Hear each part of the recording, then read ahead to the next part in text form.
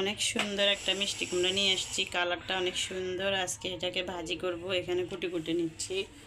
মিষ্টি কুমড়াটা মনে হয় দেখে অনেক মজা হবে, আর জানি না দেখি মজা হয়। এগুলো ধুই রাখছি, এখন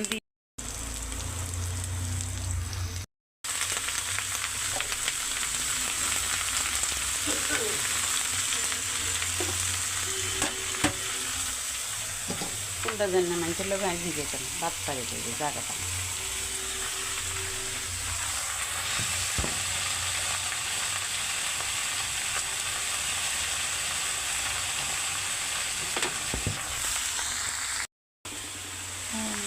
লবণ, হলুদ, কাঁচামরিচ দিয়ে দিলাম, একটু হলুদ।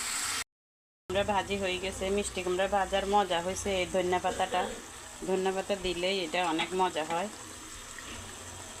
আমার শাশুড়ি আম্মা বলে যে আমি অনেক পছন্দ করি মিষ্টি কুমড়া ভাজা।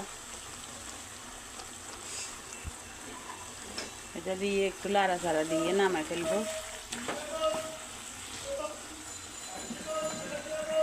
কালারটা কত সুন্দর আসছে কুমড়া ভাজির।